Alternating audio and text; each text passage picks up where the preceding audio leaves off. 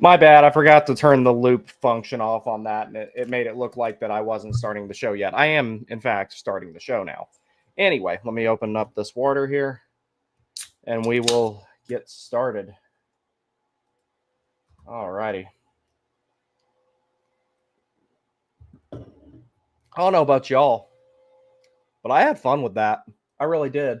So first and foremost, the first thing I want to do, I want to congratulate Luke Hughes on his marked improvement of not putting the puck in his own team's net twice. He actually didn't even do it once.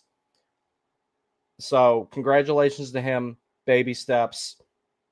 You're never going to get there, but I just want you to know I can acknowledge the improvement in your performance versus the last time you played the Hurricanes. So good job. You're still not very good. That aside.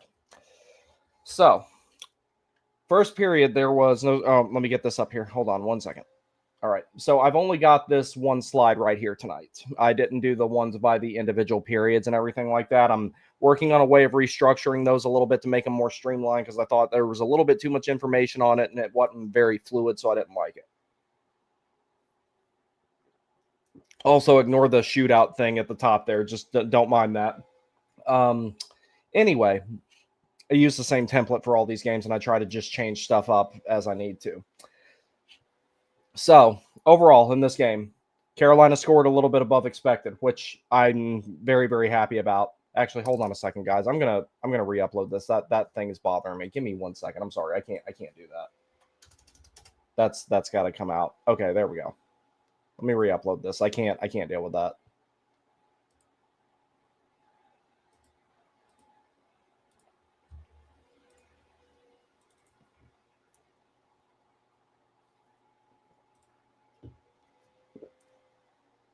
Did that fix it? Yes, it did. All right. There we go. Hurricanes scored above expected. Devils scored below expected. That's what you want to see. That is the hallmark of a team playing well, especially this one that values possession so much and values defense so much. 5-on-5 goals. Carolina scored 3 at 5-on-5, and they had one during the delayed penalty, which was, of course, a Jackson Blake goal. I'm going to talk about that one a lot because I want to take part of the credit for that because every time I say something bad about one of these guys, they do something like what Jackson Blake did. What I said wasn't even really bad. I just said he might need some stall line rehab after Ehlers' stint there is done. And then he literally scored not 5 seconds after I posted that. 5-on-5 expected goals. Carolina had 2.54 to New Jersey's 2.31. So in terms of chance quality and everything like that, relatively even game for the most part. That's why I'm going to be talking about Freddie a whole lot because he was excellent tonight, as many of you have alluded to there in the comments. Penalty minutes, 8-2. New Jersey did have that additional delayed penalty, but that didn't count because Carolina scored before the penalty was actually awarded and recorded. Carolina was 0 for 1 on the power play. New Jersey was 1 for 4. That would be their only goal of the game. There were no shorthanded goals to speak of. Shot attempts, again, this was kind of a close game in the regard of what goes on paper. Svechnikov was a bigger difference maker than just being the guy who got on the score sheet 3 times. You don't win this game without him, or at a minimum, you only walk out with 1 point probably. Carolina blocked 12 of New Jersey's 51 shots, and New Jersey blocked 15 of Carolina's 59. So, again, a little bit more even in the shot department than normal. Face off, New Jersey much better there, 55.9 to 44.1. So, overall, looking at this game here. First period, there was no scoring whatsoever. Freddie Anderson had a good first period, and he built a game from there. Like, I was very, very impressed with how much composure he maintained. The team in front of him played significantly better than what they have for the most part this season in front of Freddie Anderson. So that's the first thing that I really want to say. He definitely did really well tonight. I'm going to be talking about him a lot. So second period comes around, still no scoring. Svechnikov would score from Sebastian Aho at 13-12. That would be the first goal of the game. And shortly after that, at 14:09, Svechnikov comes right back and scores again from Aho and Walker. To quantify one of these goals here, I was very, very impressed with Jordan Martinook's forecheck on Luke Hughes on one of them. So that made it 2-0. You go to the third period. Sean Walker took a high-sticking penalty got a high-sticking penalty against Timo Meier. Timo Meier would then score on the power play, assisted by Cody Glass and Dougie Hamilton to make it 2-1 at 4:27 of the third period. And then this is where everything started changing. Carolina delayed penalty against them. Jackson Blake jumps on as the extra attacker. He then scores, assisted by Nikolai Ehlers and Keandre Miller at 8:33 to make it 3-1. Svechnikov completes the hat trick to make it 4-1 at 15:52. Andrei Svechnikov had a monster evening, and the thing about it is this is becoming a lot more regular for him to play like this, and that's a good thing. I'm going to talk about him a lot tonight once I get through this actual part where I'm just talking about the game. So that would be Andrei Svechnikov's 14th, 15th, and 16 goals of the season. All three of his goals were at 5-on-5. Sebastian Aho had 3 assists. He is now at 30 total assists for the season. Everything is going good on that front. Frederik Andersen, 8 for 8 on high danger saves, 8 for 8 on medium danger saves. Expected goal saved above expected was 2.83. 1 goal against, save percentage of 966. So, excellent job by Freddie. If he doesn't have as good, and Shane Willis basically said the same thing in the postgame, if Frederik Andersen does not have that good of a first period, you probably don't get the result that you get tonight. He played really well. The team built a game after that, and they built it off of his effort in the first period. So the whole Freddie to China banter is indefinitely suspended. The only player that we're allowed to want to send to China right now is Jankowski. And I don't care what he does. I'm always going to want to send him to China because that's just my gimmick right now until somebody else comes along that I want sent to China. But right now, I don't see that happening for a while.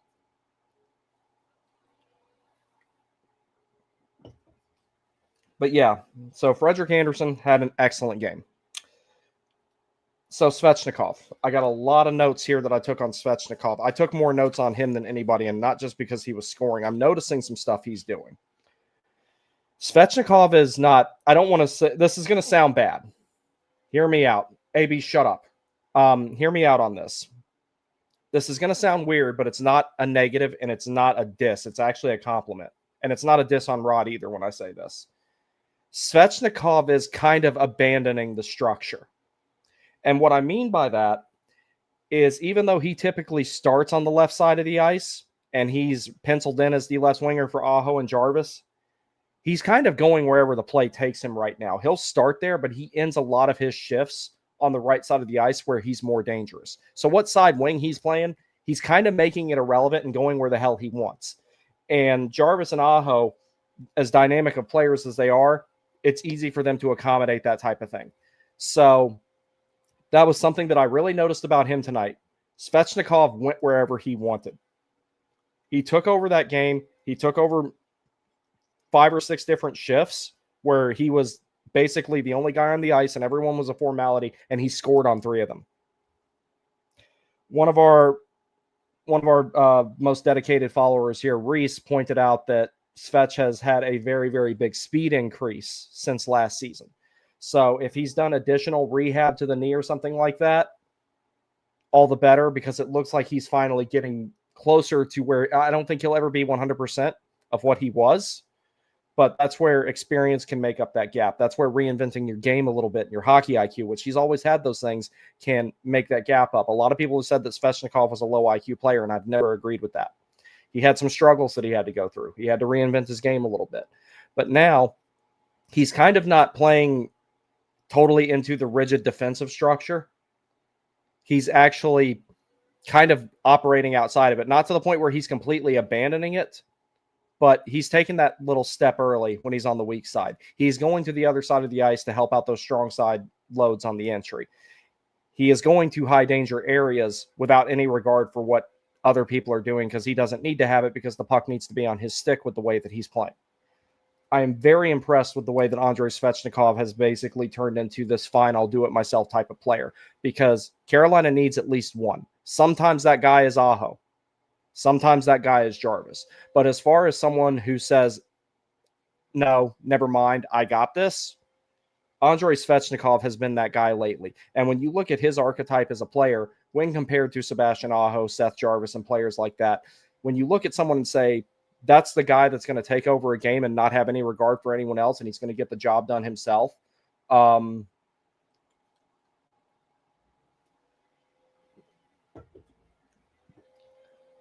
that's exactly what you want out of that type of player. He was drafted very high. Give me 1 second, guys. I need to handle something. See what you think about that.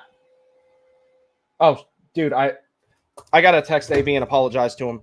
That was supposed to be a joke. I didn't realize it banned him.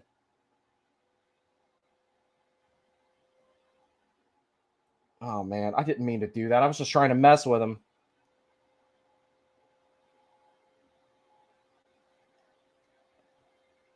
It was supposed to just put him in timeout.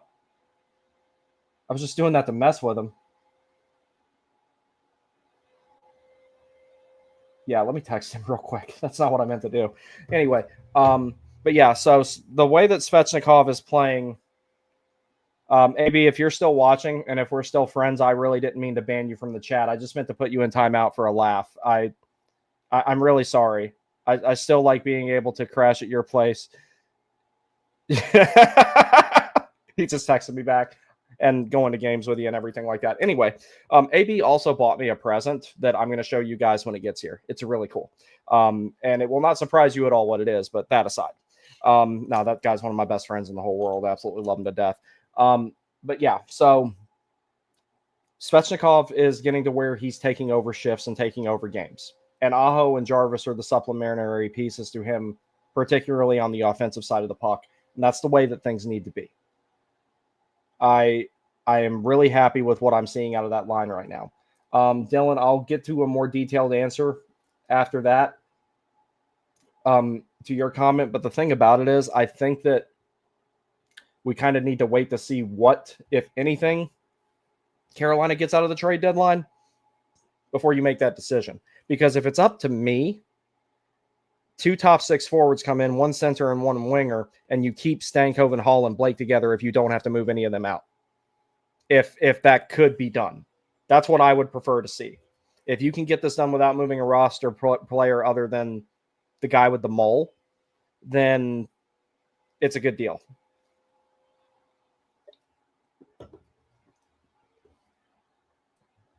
All right, let me go back up here. We'll get to work on the comments here. Daniel's, hold up. Let me fix the media assets thing. It's jumping around on me again. I don't know why all this stuff just randomly resets itself. I pay for this, and it just randomly wants to reset itself. It's annoying. There we go. All right, let's try this again. And now it's doing the wrong color. All right. I want my red back. There we go. Close enough. Deny, deny, deny. That was one thing that they actually did not. That's one thing they actually didn't do as much of as I would have liked. They did it enough to win, but they didn't do it enough to win collectively. You have to have this monster effort by Svechnikov. Well, Svechnikov and Aho, like, let's give Aho his credit too. He had an assist on all 3 of those goals. But you have to really give the credit to those guys for making the net positive that did make sure that they won. Carolina actually did not play as suffocatingly defensively as I was hoping they would. They did enough to get it done.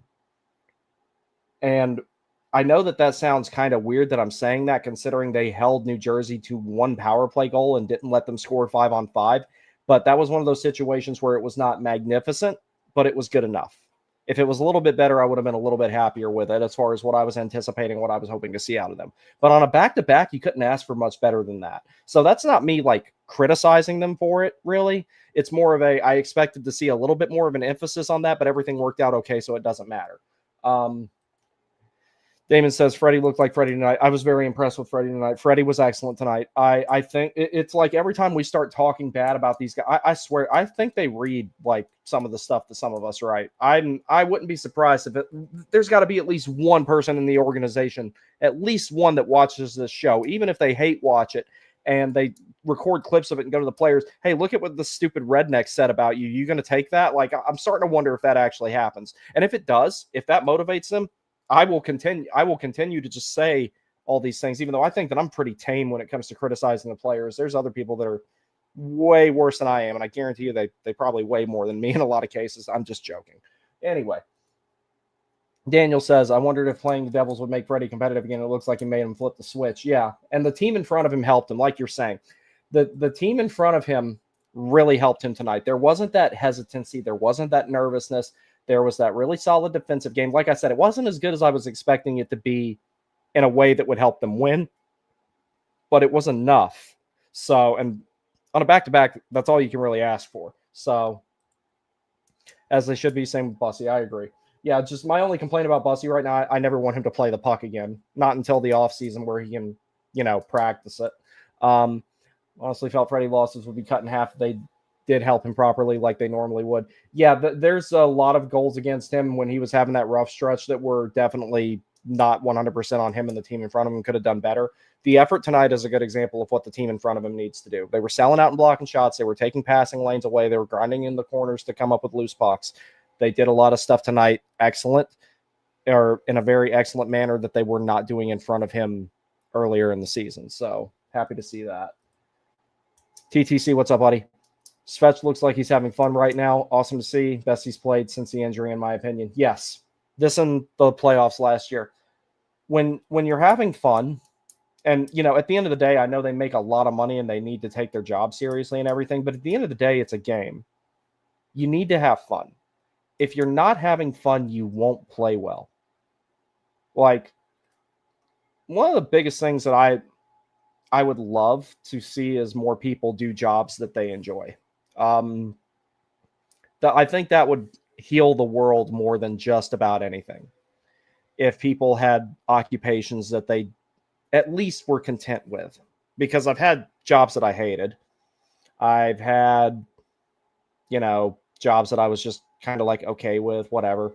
I say that even though I've had two retail jobs. I've had one civilian job in the government, and I was in the military. That was it. But like, I know what it's like to be in different places and have different things going on around you where you're not really enjoying life, and then it like bleeds into other parts of life, i.e. I would hate something that happened while I was at work or while I was in the Navy, and I would be so pissed off by it, I would go to skate out in Chesapeake and play pickup or beer league or whatever, and I couldn't enjoy it because I was just angry about other shit in life. Whereas these guys, it's like this is their job, and they all know that. But seeing them actually have fun and be confident, it radiates throughout the locker room, for the fans, everything else.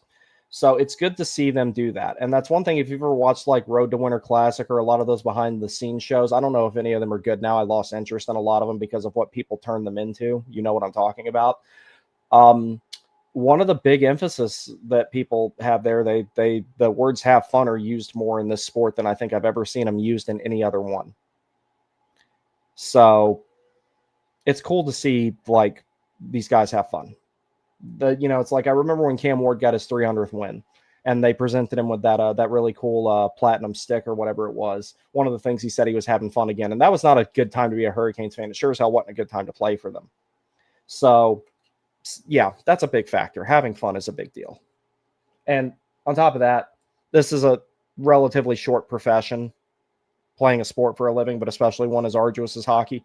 Might as well try to enjoy it while you're there, because you ain't going to be there for long in the grand scheme of things. Nobody is. There's the occasional burns, but at the same time, like the amount that he plays hockey, and God willing, should he live to be a ripe old age, which he's probably going to live to be like 250 or something like that any damn way. It's a very, very small portion of your life that you get to do cool shit like this. So you might as well have fun with it.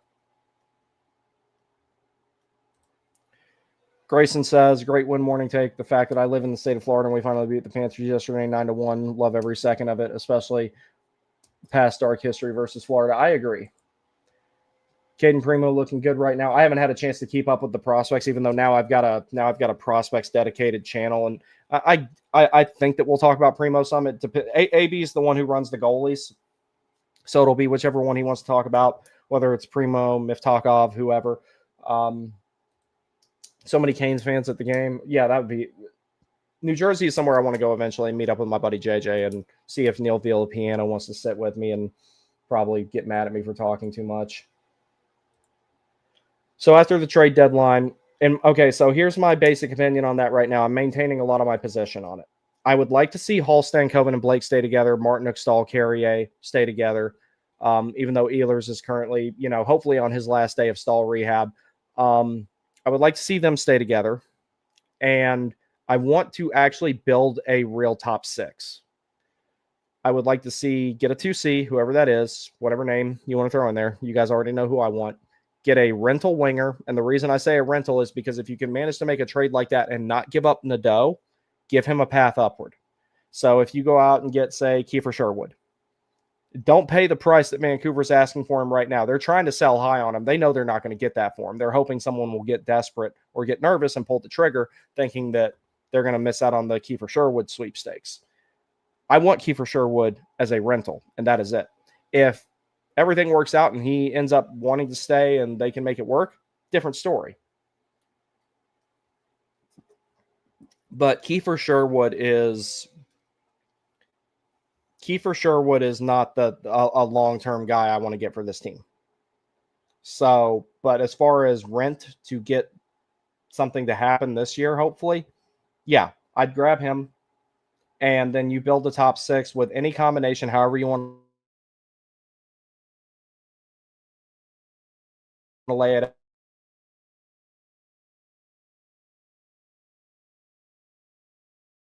out.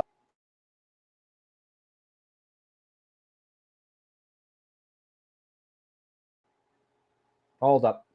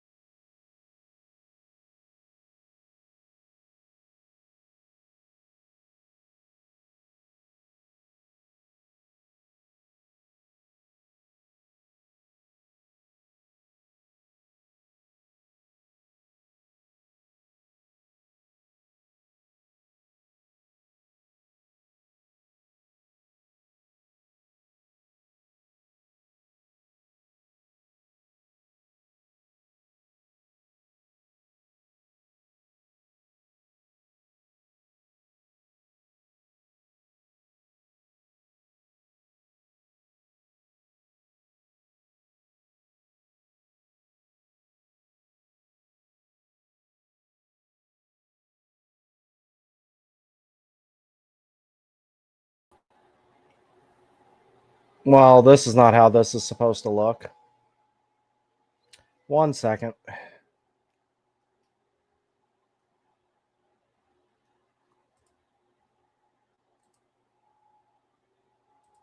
Okay. That's the way that should be. Actually? No, I don't like that. Okay. Audio, we're good there. Visual effects, don't need that, don't need that, don't need that, don't need that. And good. All right. Okay, we got that fixed. Anyway, but yeah, so essentially any combination of another winger, another center, Aho, Jarvis, Svechnikov, Ehlers, and then Hall, Stankov, and Blake, Martin Oakstall, Carrier, and Robinson, whoever else you want to rotate in there and everything like that. The reason I say that is because this team does not have Nathan McKinnon. This doesn't have Connor McDavid, but it doesn't really need it. Not if you build Mark Jankowski with the cyber attack. But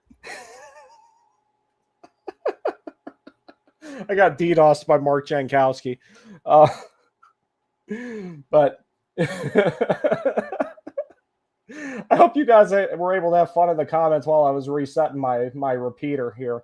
But yeah, so but yeah, and it doesn't need them. But the reason why I've got this big emphasis on having a whole bunch of depth and not worrying about something like that, if you look at Florida, yeah, they have Kachuk, but he's not on the level of like the guys I'm talking about. Barkov's not either.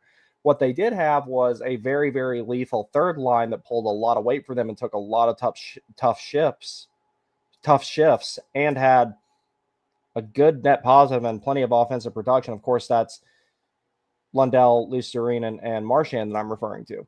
Now, you don't have the exact same effect with a Hall, Stankoven, Blake line, but you have that part of the depth chart filled with guys who are going to absolutely abuse third lines on other teams, at least on the scoreboard, you would hope. That's where you build the second line, where if you get the right center, then any combination of them, that center, that winger, and either Jarvis or Svechnikov is going to provide that type of, physicality and everything like that. So that's what I'm hoping for.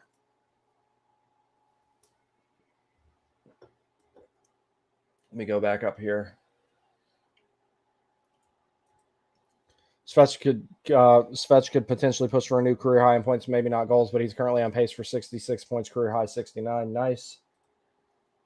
I've noticed that Aho enters zone now and seemingly just tries to locate Svech. I'm fine with that because Svechnikov's finishing. And as long as Aho learns to be selfish at the right times, which sometimes he gets better about that, and then there's other times that he's not. That's the only problem. Tonight, that wasn't an issue, but there are some times that it is. Great game tonight. If Carolina can get a 2 CSE at the top of the mountain, Ehlers looks so dynamic, and if you pair him with a guy on the second line, this team can go to the moon. And that's always been my thing with it, too, is I've always said this is not the season. It's next season. That's when I thought it was going to happen with the pieces you currently have. Because that's when your young guys like Hall, Stankoven, or I didn't mean to say Hall, my bad. Stankoven, Blake, and Nikishin. I was just talking about that line earlier, so that's what was in my brain. Plus, I'm getting kind of tired, and I still got to walk the dog before I call it a night. But those young guys taking the next step was where I was like, all right, that's going to be enough to, get everything done the rest of the way. But I always said trade deadline pending when it came to that.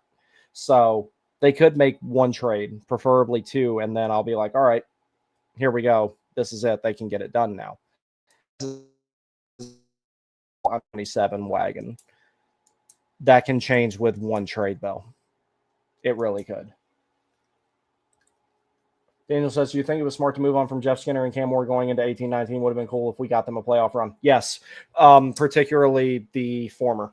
So had I had the channel already made back then, I probably would have went on a profanity-laden tirade about why I was pissed off that they traded Jeff Skinner. And ended up being one of the best decisions they could make. Jeff Skinner is one of those players who is incredibly talented, but he only plays to his full potential every other season, it seems like, back then anyway. Nowadays, he's kind of not there anymore. There were a lot of people, myself included, that thought that Jeff Skinner should have been the captain. That was also wrong. Cam Ward could have gone either way. But I don't think that anyone, including Ron Francis, knew how poorly the whole Scott Darling experiment was going to go. He showed up to camp out of shape, and he just, from what it seems like, he didn't really care. Or I won't say he didn't care. He wasn't as engaged as he could have been. And he ended up not working out. Peter Mrazek, I remember when I was at opening night in 18-19, and I knew the starter job was his because of how well he played the puck. Scott Darling didn't come out to play the puck at all. Not in the easiest situations possible to do so. So I was like, at that point, I was thinking, I'm like, all right, well, the way that this is going, Mrazek's going to end up being the starter. And that's exactly what ended up happening. Jeff Skinner, I know I've had my criticisms of the system, and I think in some ways it's archaic and everything like that. That being said, Jeff Skinner would not have bought into it in the way that it needed to be bought into, to a point where it's kind of like, why even bother having him here? Everyone's a cog in the machine. If one stops turning, everything doesn't work. And Jeff Skinner was one of those cogs in the machine that was just never going to turn at all with the way that Brendan Moore wanted him to play. I specifically remember, and and when I say I remember this specifically, I remember exactly where I was at and around the time it was during the day. I was in the parking lot at Prince William Ice Complex, or whatever it's called, the rink that's out in Woodbridge, Virginia, or Dale City, whatever you want to call it. I had a game there that night with my work team. I got there a little bit early, so I'm sitting in the truck and I was listening to Adam Gold's show with Eric Cole on the phone. Eric Cole, they called it a hit piece. I don't really think that's what it was. He was just being honest with Adam, where he told him that, he basically called out Jeff Skinner and said, there were certain players that have been asked to do things here. And he said his name at one point during all this, that have been asked to do certain things here and haven't really been doing so. And Jeff Skinner had a full no trade clause, which was proving to be an issue. Eric Cole went on the radio on the phone with Adam Gold, said those things, and then next thing you know, Jeff Skinner waved it and he's off to Buffalo. One of those picks became Alexander Nikishin, and the other became Pyotr Kochekov. So that was actually one of the best decisions of the early days of the Dundon era, because that trade was right after, let's see, I'm trying to remember what order it happened in. It was I think it was during the playoffs, since both teams were out of it. They traded, trying to remember his name, the guy they got from the Blackhawks. I know that's not very specific because we used to be cap dump landfill for the Blackhawks for a long time. Marcus Kruger. They traded Marcus Kruger out to Arizona to bring in Jordan Martinook. That, of course, worked out really well. Then they did the big trade that was Lindholm and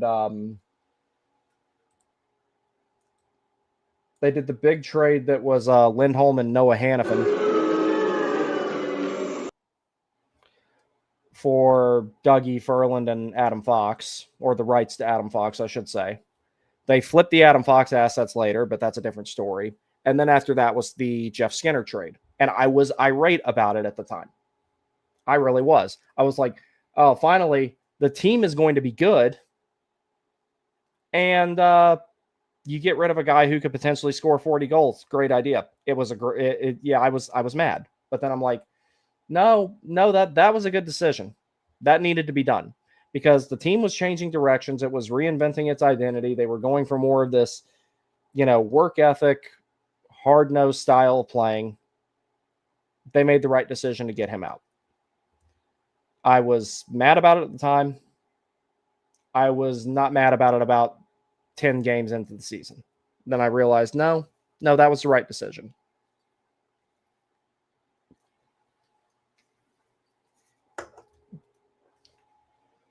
Cam Ward, on the other hand, I hated to see him go, because he never had favorable circumstances in Carolina except for the Cup year and 2009. Other than that, they never built a very good team around him. Marshall killed TWT. He might want to focus on, closing his 5-hole. Got sent to China, huh? I came back really quick. Jankowski got tired of the China threats. Evening, buddy. Mark Jankowski cyber attack. So which 2C are we most likely to get? Honestly, dude, I don't know. I'm starting to think it's going to be somebody that comes out of nowhere, like someone that none of us have talked about. Maybe someone we've not talked much about. Like it could end up like being, I don't know, Velarde or something like that. But right now, it's just, there's been so many names and so many things thrown out there. And then not to mention, you have the mid insiders, the fake insiders saying a bunch of shit. And then there's even times where the real insiders, i.e. Elliot Friedman, posted something that made it look like Kotkaniemi getting traded was imminent, and it hasn't happened yet. BTS, what's up, buddy? I don't know if this is hot take, but I've been saying all year that Freddie has played as good as he could with how the team has played in front of him. The team has played well with him recently. Yeah, They're playing better now. By the way, Ivan Rapikin had 5 points tonight in his QMJHL game. He's not going to be down there long. He is not going to be in the queue long. I mean, granted, a 5-point night in the queue, it's impressive, but it's also the queue. It's an offense-only league, as you and I both know. But either way, he's not going to be down there long. Also, Yellow, been a while since I said that. Good to see you, buddy.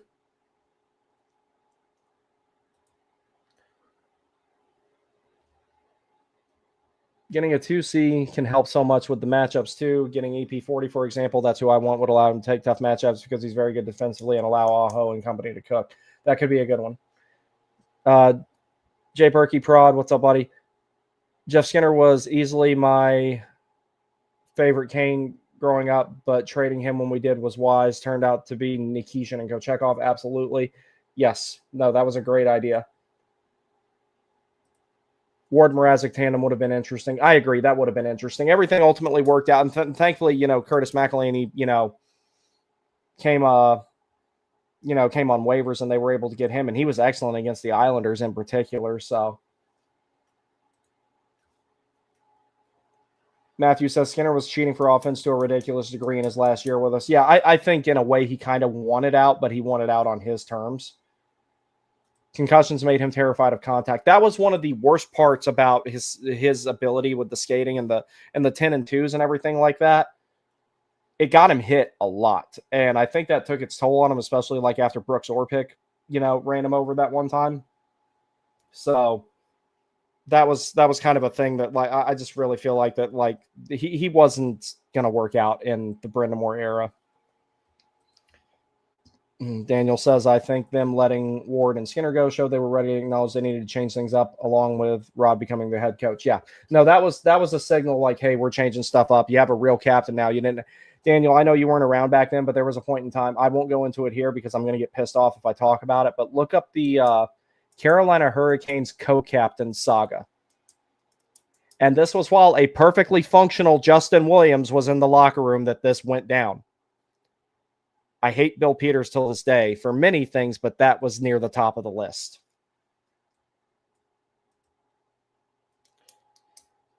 How many more games do you need to see Freddie play like that to believe he's back? If I could string together 4 or 5 good games, I'll feel a lot better about this team.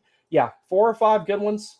And I also want the team in front of him to give him the effort that they gave him tonight. He'll have a lot more than 4 or 5 good ones if he gets that. Because there was a lot of times that the team in front of him was letting him down. Tonight, they didn't do that. They weren't perfect, but they did enough. Hughes Kaniak, what's up, buddy? Hey, buddy, hope you're doing well. Hope you're doing well too, pal. Rabkin was going to be in the queue for the rest of the season. I think apparently that was a plan. Let him get his feet wet in the AHL and then let him dominate juniors. He's going to dominate it all right. But, I mean, like I said, a 5-point night in the queue isn't as impressive as, say, a 5-point night in the Western League or the O. But it's still pretty impressive. Hockey Roast, what's up? The co-captain thing was a terrible idea. Yeah, that drove me insane. I remember reading that, and I'm like, is this like... I thought that like I accidentally went onto one of those parody websites or something. I'm like, no, this shit's actually happening. And I remember John and Tripp talking about it on the broadcast, and I'm like, they were being very formal and professional about it, but I don't think either one of them thought that was a good idea. You needed clear leadership in the room. At a minimum, it should have just been, it's like I remember at one point in time, I thought that when this team was hopefully going to start maybe making the next step the first time before everything blew up in their face, Justin Falk had like that 12 or 13 game streak it was with a power play goal or whatever.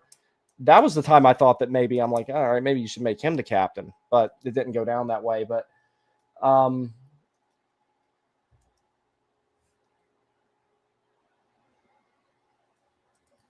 Caleb, what's up, bud? Benefit of the Metro is Tulski doesn't have to rush to make a trade right now. Some of the best, if not the best, hockey of the season the last 2 nights. Yeah, it's something that, and the other thing about it is, so there's that. Let me grab another water because I'm gonna be going into a pretty long spiel here.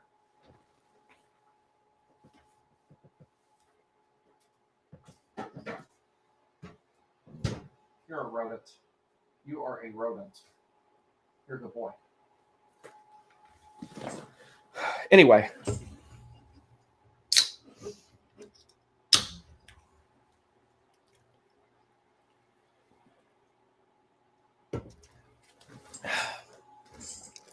So, what was I saying? I forgot. Oh, okay. But yes, you're right. The other thing about it is, other than it's just one, you can have patience with it. It's not urgent to get it done right now. And the other thing about it is, whatever move you make is going to be like the decisive factor, at least on paper, at least transactionally, of how far this team goes this season and maybe a few more after it. So, for example, if you make a move for Boone Jenner, you have to live with it for a little while. If you make a move for Elias Pettersson, you have to live with it virtually for the rest of your window, where your two best players will potentially age out around the same time. Those are all things that have to be taken into consideration, and they have to be seriously taken into consideration. So you don't want to make a panic move. You don't want to expend assets for something that's not going to work out. So this is definitely one of those things where you have to commit to something because you're going to be stuck with it. You're essentially marrying a second line center if you get someone like Elias Pettersson. You are stuck with that. So hopefully you make the right decision. So it's totally cool that Tulsky's taking his time. Absolutely. Daniel says, I heard about the Stahl Falk co-captaincy. It seemed fans were very pissed over it. Rod, I think, addressed it in an interview not that long ago, and he said he even thought it was dumb. Yeah, that was one of the many screwed up things that went on around that time frame. It's like, one second. For all the stuff I say about Rod favoring vets and hating Kokoniemi and loving Jankowski and all this other stuff, that's one thing. It's like, and a lot of that I'm kind of being facetious with it. Let me tell you about how much Bill Peters loved Derek Ryan. And I say this as someone who was a very big fan of Derek Ryan and his story. He put Derek Ryan out there in situations that Derek Ryan had no business being out there in. Offensive zone faceoffs with the game on the line. Power play 1. 3-on-3 overtime. And he's putting Derek Ryan, who was a fourth-line center at best, out there on that iteration of the Carolina Hurricanes that wasn't very good. Derek Ryan immediately went to Calgary when his contract with Carolina was up, where Bill Peters was coaching at the time. So if you want to talk about like really bad favoritism, there have been worse situations than Rod and Burns, by far. And if you can even call what went on with Rod and Burns favoritism, I wouldn't even really call it that. I would just say he had certain guys that he trusted to get things done a little bit more. When it came to Derek Ryan, even though I don't know if he was asking for it or not, I would wager to say that, judging by the type of player he was, he didn't ask for it. Peters treated him like he was the number one guy on the team at times. And I'm like, I like Derek Ryan, but let's be realistic about what he is and who he is. There were times where he was out there that second year Sebastian Aho should have been out there instead. So I have seen significantly worse ones, yes.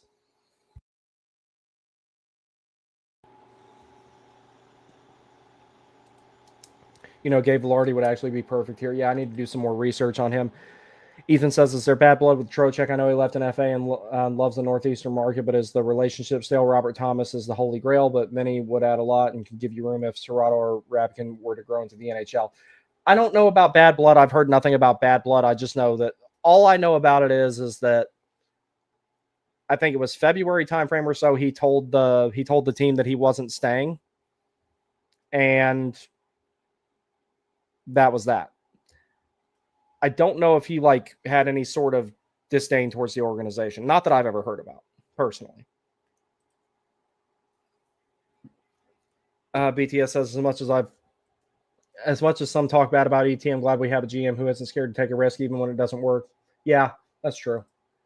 Lardy is in his mid-20s on a fresh contract. He's the piece to center the Winnipeg retooled around. Can't see him being moved. Yeah, that's the only thing about it. It's like if they had to make a choice between him and Scheifele, I think Scheifele would be the one that, if he waived his no trade clause, would be moved. But I don't know why Winnipeg is. If Winnipeg doesn't blow it up and they're still in the same position they're in March, they deserve all the bad things that will come to them because of that. I'll always hate Adam Fox. Forcing your way out of two orgs to go play for a team that has sucked for years is funny. If I had the ability to play hockey, my fandom is being dropped immediately. Yeah, I feel you on that. I hate it when people take that mentality about stuff. I really do, because look, let me tell you guys, I'm a Canes fan through and through. If I got drafted by the Florida Panthers, like if I woke up tomorrow, I was 18 years old and about a million times better at hockey than I am now, and they said, you fuck the Hurricanes and fuck everyone else at that point. I'm all in on the organization that thought enough of me to give me a chance to play. I would do that. I really would. Because at that point, fandom has to go out the window. And that's what most players do. He didn't do that. I mean, we can have the discussion about, if the NCAA loophole needs to be closed and all that type of stuff. But yeah, I'm a firm believer. Once I'm drafted by a team, the fandom is out the window. I'm fighting for the tribe that picked me up at that point. What's up, Travis C? I don't know why my handle changed. It's been a while. Yeah, it's got this weird thing now where it does that instead of showing the actual usernames. Don't get me started on that prima donna. Yeah, he is. He's a prima donna.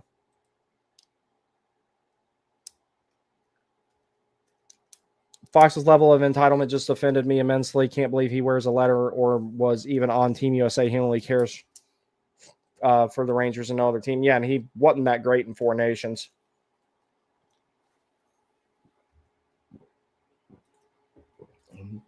Caleb says, I thought Tro approaching the FO about not extending in Carolina was because they were so far apart in talks, and he saw the writing on the wall with KK. Yeah, it was something to that degree that I heard, but it was basically they were talking about it before, and then by February timeframe or something like that, I think that's when like they had the Canes 5K or something like that, and that's when like it kind of got out that he wasn't planning on staying, that he'd already decided he was going to move on and he wanted to go to a big market anyway. That's what I heard about it. Now, keep in mind, I've never lived in the Triangle. And around that time, I was further away from it than I am now. But that was just what I had heard from people who were at the 5K that heard that through the grapevine. Like, I don't know what the exact truth is. All I know is there were people texting me in February and already said, now keep in mind, this is way before I started the channel. There were people texting me in February saying Trocheck's not coming back. And that's part of the reason, like, I heard it two different ways. KK signed the extension because Trocheck wasn't coming back. And I also heard Trocheck wasn't coming back because of KK's extension. I heard two different things about that. So I don't know what the truth is. I just don't. I know that something like that went down. I'm not wanting to be here. Yeah. Ethan says, I'm preparing myself to never see Nadeau get full reps with the team. Heck, I'm having to get ready, possibly losing Blake Stankoven in a dream world where you keep them all, but so many teams are bidding that teams are going to want some enticing assets and trades. Yeah, I'm curious to see that. And, somebody asked in Landfall Hour, hell, it might have been you actually, who would you rather give up, Stankoven or Blake? And I said, gun to my head, Blake. If I had time to think about it, it could be either or, but gun to my head, I'd rather give up Blake. Now, I say that after that nasty ass move that he did to score, like when he was the extra attacker.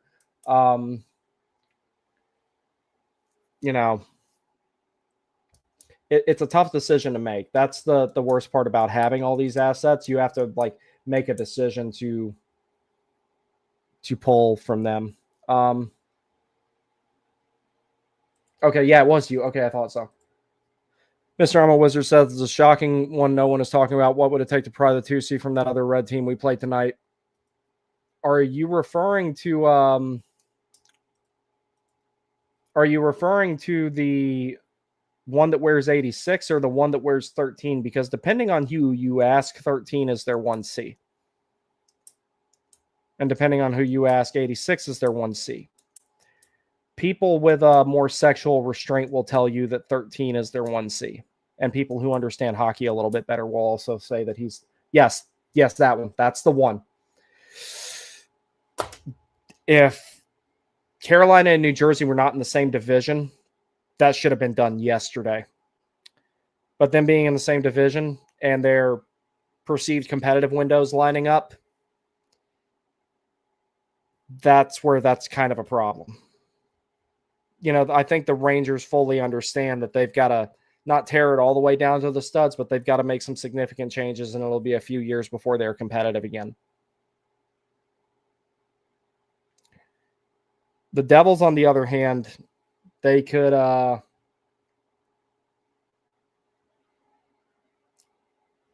if they did things that their fans would be very unhappy about, certain ones of their fans, if they were willing to just ignore the social media backlash, the little bit of loss of ad revenue, the little bit of loss of popularity, there are 2 trades they could make, and they could turn that team into a dangerous, deep team overnight. And you know who I'm talking about, but they won't do it. Because there is a perception around the league that those 2 particular players are better than they actually are. And they could sell high on them, and they could make that team dangerous overnight. And they could package them up to the same place, send them to different teams, and they want to get Palat and Hamilton off the books. You can potentially throw them in there to get that done. And they could bring in everything that they need and make room for the prospects they have, because New Jersey has a pretty good prospect pool. They won't do it, though. And I'm fine with that, because I don't want New Jersey to be good for obvious reasons. But if they were smart, they'd pull the trigger on getting 86 and 43 out of there, and they'd have a really good team pretty quick after that, within a couple of years at the most, depending on if they traded for futures or roster assets. They won't do it, though. And there's 2 reasons for that. One, they overvalue those players a lot, especially Luke. They overvalue those players a lot. And plus, his contract's going to be hard to move anyway. They should have traded him while he was still an RFA. Me and my buddy JJ talked about that a bunch. If they had done that, they could have brought in everything they needed, and you could have had a very balanced defense. And then you could have built the team around Meyer, Bratt, and Hischier being that top line, and had solid depth all the way through. But they didn't do that because they're afraid to. I think that they are legitimately terrified that someone will get hanged from Prudential Center if they do it, because of the fanaticism of those 2 particular players' followings. They are actually worried about that, I think. Now, that's not the way it should be. People shouldn't be that psychotic over such things. But I think that's why they're afraid to do it, because the season's already gone bad for them. And what if they did, actually pull the trigger and trade Jack and Luke Hughes and bring in assets that would actually help them build a deep team and help them win? The real fans, like JJ, would be very happy about that. The rest of them, on the other hand, might commit actual violence.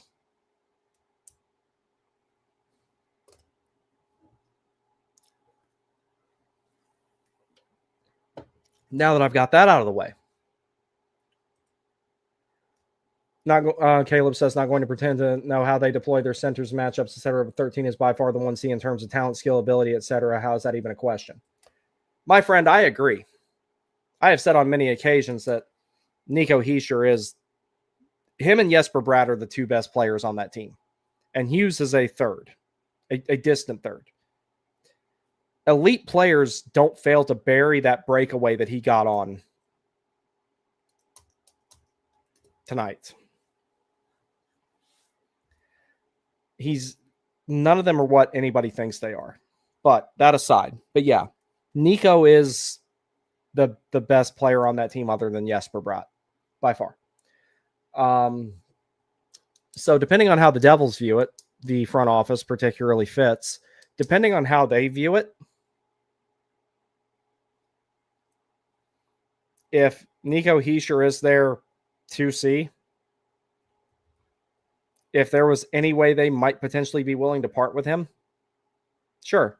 I don't think that they would ever do that, though. The price would be astronomical, and then you're playing against, you're playing against assets that you gave them later, 4 times a season and in the playoffs. That's kind of a risky move for both sides.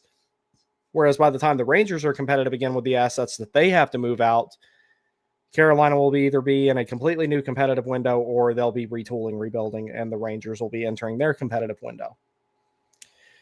So that's the thing to remember with that. The Hurricanes and the Devils are a little bit more parallel in terms of when they could be competitive now and when they could be competitive later. So I don't think that they would even entertain that idea just from that standpoint alone. So, but yeah, Hischier and Bratt are better than Hughes is. And the only people who don't believe that are Book Talk and NHL Network. That's it. They're submitting to a popularity contest and not what they're actually seeing.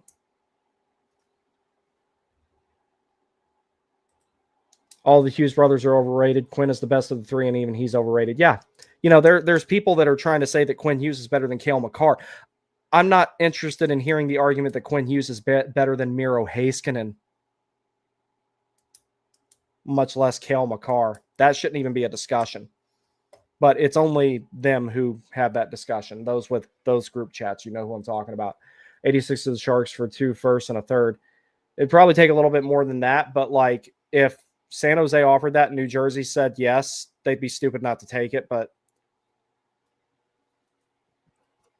you know, they drafted Hischier to build around him. That's who they should build around, not Hughes. That's who they should trade, is Hughes. They should have traded Luke in the offseason. But they gave him $9 million for his last name, and he scored more goals for the Hurricanes than he has for the Devils. But as long as they're going to be stupid, we might as well trade for Hischier. If they actually view it that way, and if we could get them to do that, I'll take that deal 10 times out of 10 as long as it doesn't, you know, cost too much. Aaliyah, what's up? I do anything to have Hischier as our 2C. Yeah, he's the only choice that I have that might be above Robert Thomas. I've just never mentioned it because I know it's not possible.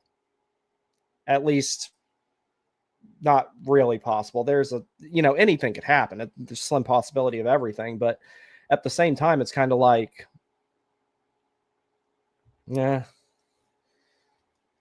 But I wouldn't be upset about it. I don't know. I'm still on the fence, though. Would I rather have Hischier or Thomas? It's almost a coin toss. I think I'm going to have to stick with Robert Thomas. But I wouldn't be upset about getting Hischier either.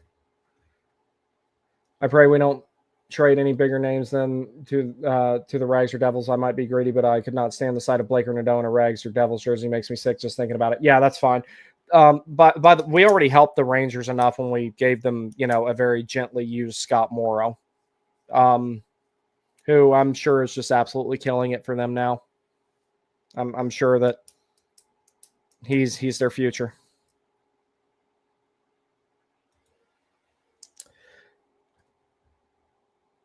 I know this is looking ahead, but is there anyone in the East you're worried about come playoff time? I'm not jinxing anything, but our playoff experience make anything different this year?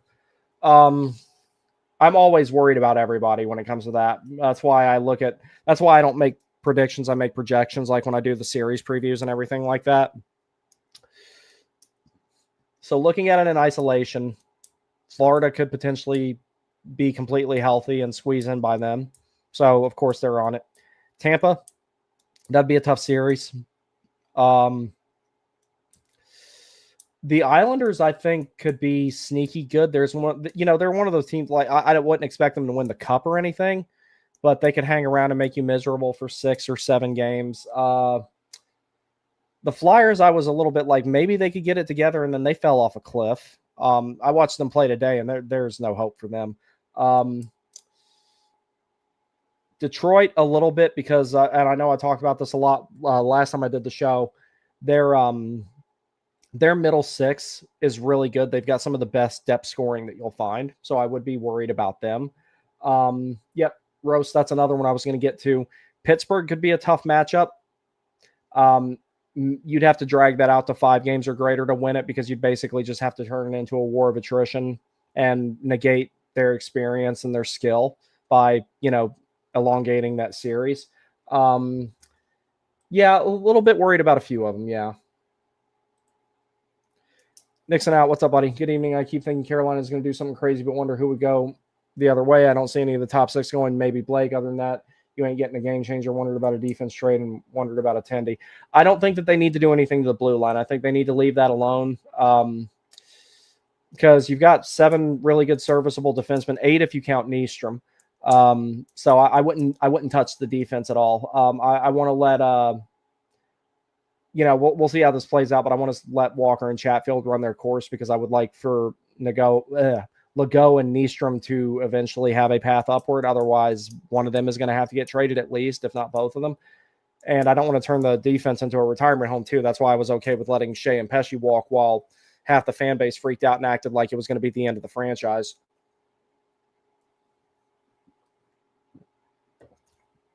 But with strictly futures, one thing I could see happening if you're talking strictly futures and Mole, if you do that, you could probably get Elias Pettersson.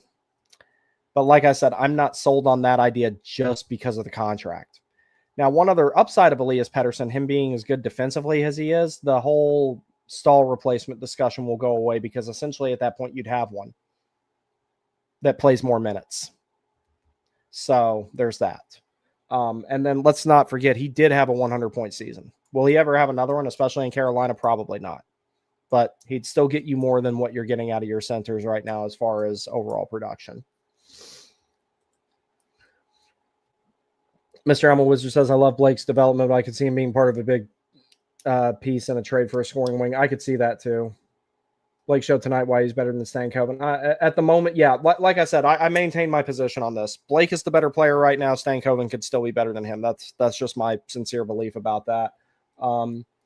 Yeah, Tampa is annoyingly good. Pittsburgh could be a rough matchup.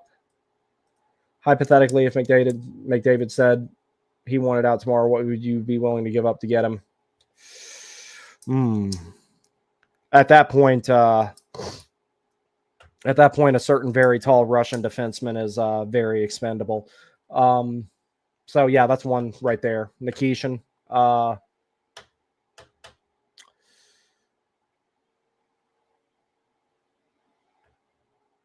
Aho has a no trade clause. I wouldn't move him anyway because that would be like great to have that for a 1-2 punch. Like you think McDavid and Draisaitl's a good 1-2 punch, and McDavid and Aho 1-2 punch would be great because Aho can actually defend.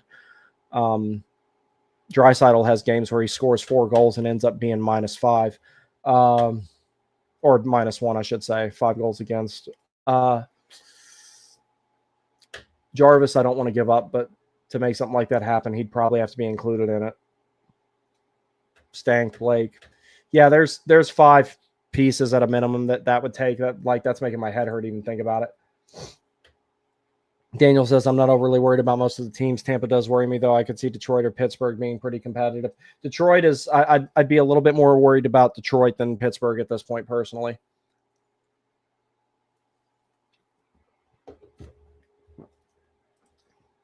Caleb says, I think Charles Alexis is going to push Chatty out next year. That's a distinct possibility because that kid's ready. I could see Carolina versus Pitt in round 1. Yeah, that one's a possibility as well for a full-time lineup spot. I don't know about Pettersson. Yeah, like I said, the biggest holdup for me with Pettersson is the contract. That's where I'm like, I don't know if I want to pull the trigger on that because that's a lot of assets to give up to get him, and you have to live with it for a long time. That's the only other thing. I think we could skate circles around Pittsburgh, frankly. Yeah, it's just it wouldn't happen within the first couple of games. I think you're looking at before Carolina started to really take over that series, it would be 4. So that's why I think it would be Carolina in 6 theoretically in that, because the first 4 games would be pretty even, and that's when, the speed and the youth and the way that Carolina plays would start to take over the series, and all the skill and experience that Pittsburgh has that, mostly their older players have, and everything like that would kind of be irrelevant because they wouldn't be able to keep up. That's the only way I could see that going down.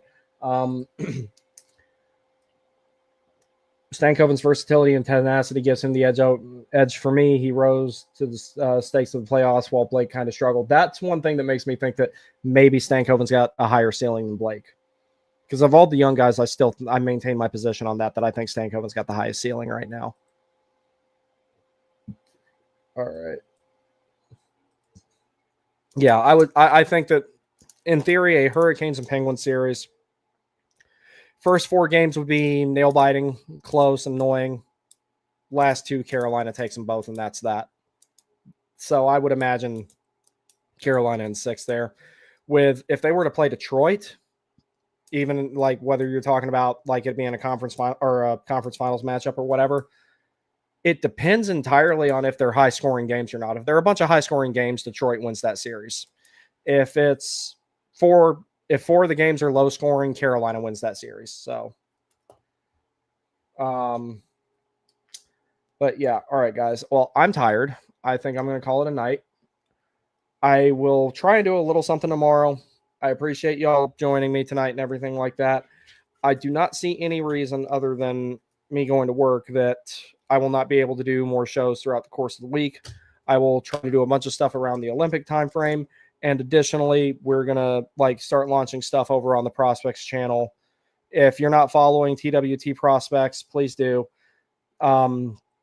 It's linked in the bio on X now, and we will have the YouTube channel retasked. Not this one, but the old Caniac Sessions one. We're going to retask it to that. And the plan is to try and upload 1 video a week over there.